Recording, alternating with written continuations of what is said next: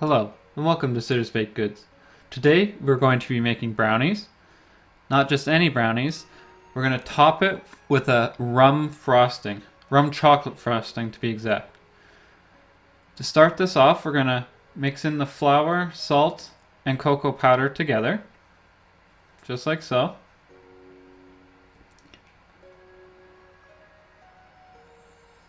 Then we're going to mix the coffee, which is a great addition to any chocolate dish you have, whether that's truffles, brownies, cookies, etc.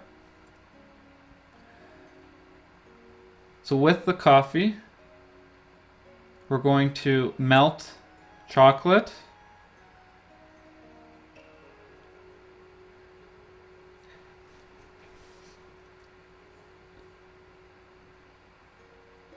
With some butter.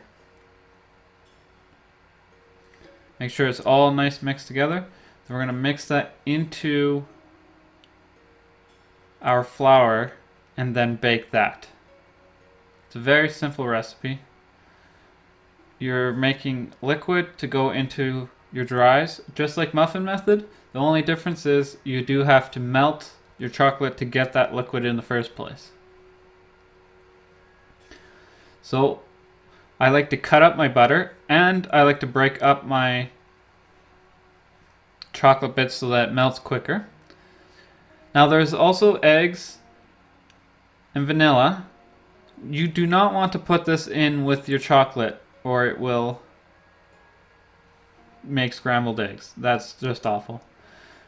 Sugar also won't let the chocolate melt nicely and is better suited to go into your eggs rather than your chocolate. So after mixing your eggs, sugar, vanilla together, having your flour, cocoa, and salt together, melt your chocolate with your butter and coffee. Once you have all three, make sure you add your eggs mixture into your chocolate, just like so.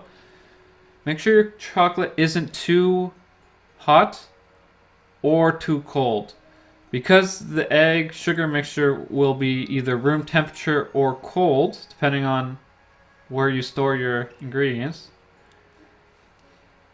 It will become problematic because either it'll make the chocolate harden too much if it's cold, or it will cook your eggs, which is also bad. Just like with any other muffin method, we're going to mix in a third at a time. And once we're really close to being fully mixed in the stuff, we add in our next third, and so on. Now, this is a small recipe, so I'm only going to be doing it in halves because there's not too much flour compared to the liquid. Once that's all mixed up together, we're going to put it into our pan. I always like to use parchment paper. It works better than anything else. Now, remember, do not overmix once the flour is in, or your dough will become hard and not spongy, not chewy. It won't be as nice. Now, because of the way chocolate melts,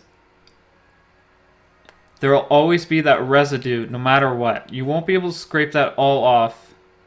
So scrape as much as you can in. 325, 20 minutes. Put it in.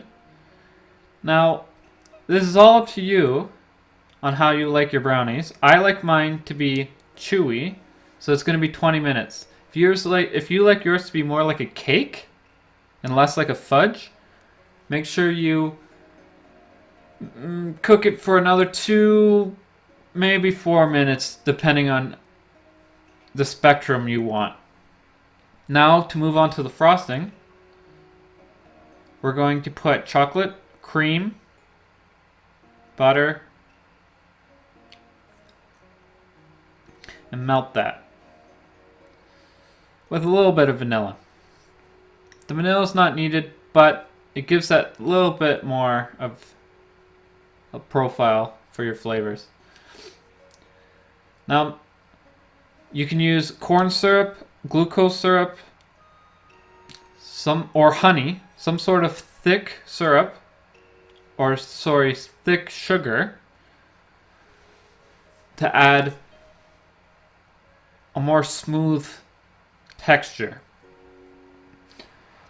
Once it's all melted and looks like this, you add in your rum. Now, this was super rummy in flavor, and I'm probably going to change it to either the same amount of rum, but put in during the melting process to cook off some of that harsher flavor, or I'm just going to add less. We'll figure that out in the future. Now, with this frosting, as it cools, you want to whip in that air. And the reason why you want to whip in that air is because you're going to get a different color than your brownie. If you keep it like this, it still works fine and it still looks good. You'll have it more like a glaze this way instead of a frosting.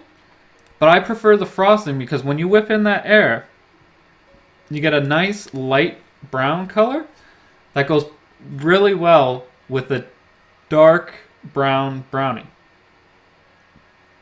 As you can see, I did whip it just a tad too much, but the thing is with this, it's better that you over whip this than under whip it if you're going for what I prefer, which is the nice color. When you spread it out, that mistake of whipping it too much is not as noticeable as you would think. Now, I did mess up here. This brownie is still very hot. So what you'll notice very soon is you won't be able to spread it because it's melting on the bottom and it's just sliding. As you can see, it's just sliding. It's not spreading. So, all you have to do to fix this, it's a quick fix, which is, if you can be very careful, push it all back in as much as you can, and then spread this out as nicely as possible because this will always be melted. You won't be able to whip this back in. So just have a nice thin layer, and then just put that brownie in the fridge until it's nice and cool. If you, again like me, mess up and take it out a little too quickly, still, even though I let it go cool for a bit longer, the center of this brownie was still hot while the outsides were fine. So all this did was make it so that I could spread on the outside but not on the middle, and start melting a bit more just like before, but not as bad. As you can see, it's still sliding, but I can still kind of spread it. Because I can still spread it, it's now easier for me to spread the whole thing out thinly across the whole thing, put it back in the fridge again, then make my design after all of it's cooled. My recommendation with this is bake this brownie in the morning. For example, if you're doing this at a bakery, bake it in the morning, put it in the fridge or keep it on your counter all day. Not all day, but keep it on the counter for like an hour. Put it in the fridge until it's nice and cool for like another hour or so. Then put your frosting on. That'll make sure that it's a perfect consistency when you put this on and you don't have as much problems as I had. So it's a bit, a little awkward, but we'll just put it in the fridge again. Then I can make this nice, simple design. So I'm gonna just mess it up a bit, and then we'll show you how I do it. So you can just make it flat easily, and then you just go back and forth, just with the tip. You make a nice, simple design, and that's all you need. Simple looks elegant. Perfect. Now this is how they turned out. They are a bit too rummy, so I will try and fix that for the future. But great recipe, great recipe. I don't like chocolate chips for this recipe because there's enough chocolate in it.